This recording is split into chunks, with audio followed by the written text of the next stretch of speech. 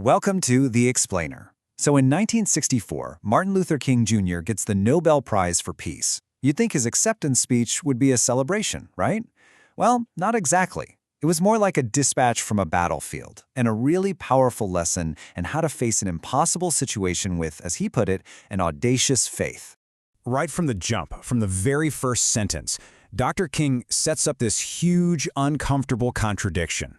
He's accepting a prize for peace while declaring that he's in the middle of a creative battle. Think about that. This is no victory lap. He's reporting live from the front lines. And to really get the weight of his words, you have to picture the scene.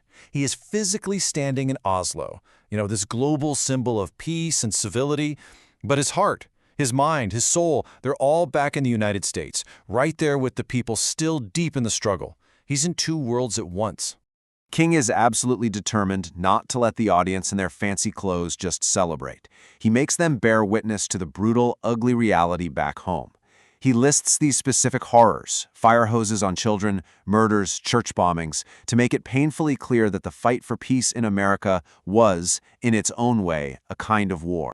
And then he asks this question. It's the absolute core of the entire speech. He's looking out at the world and asking, why this prize? For this movement, right now, while we're still getting beaten down?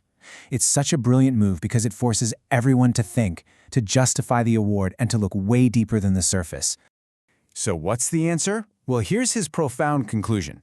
He realizes the prize isn't for a finished product, because peace was far from won. No, the award is a global stamp of approval on the how. It's a recognition of their method, a revolutionary idea in action. And what is that revolutionary idea? It's a total redefinition of nonviolence. King makes it crystal clear. This is not weakness. It's not just sitting there and taking it. No, he says it is an active, powerful moral force. It's a tool, a technology, specifically engineered for changing society. This really lays out the core philosophy perfectly. King basically says that civilization and violence are antithetical concepts. They're polar opposites. You cannot use the tools of oppression and destruction to build a just and peaceful world. It's impossible.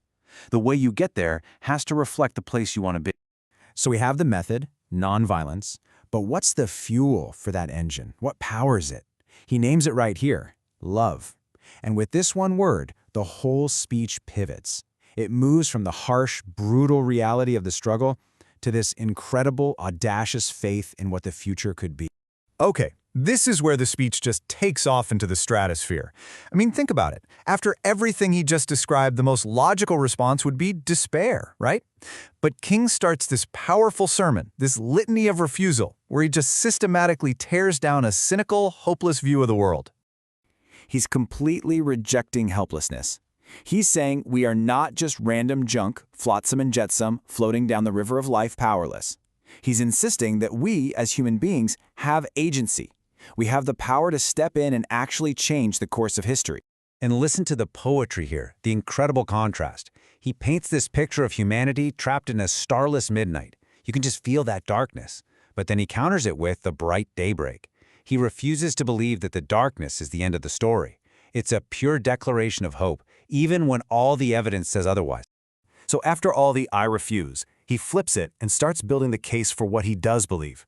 And it starts with this radical idea, that truth and love, even when they get knocked down, are fundamentally stronger than evil, even when evil seems to be winning. Wow, the imagery here is just so incredibly vivid. He gets you to see justice as a person, wounded, beaten down, lying in the street. But his faith is so strong that he believes even from that lowest possible point, justice can be lifted up, healed, and made to reign supreme. It's this deep, powerful belief in redemption. And right here, his vision just explodes. It goes from the American Civil Rights Movement to a global call for universal human rights. And he calls this belief an act of audacity. Think about that word. He's saying it takes guts, it takes daring, to believe in a world where everyone has these basic things when our current reality is so full of suffering.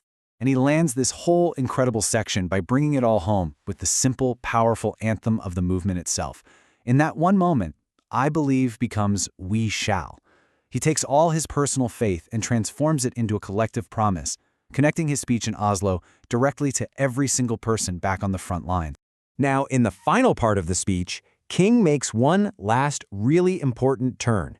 He's accepted the prize, he's defined what it means, and now he redefines his own role. He makes it so clear that this award isn't his. He's just its temporary keeper. He's a trustee.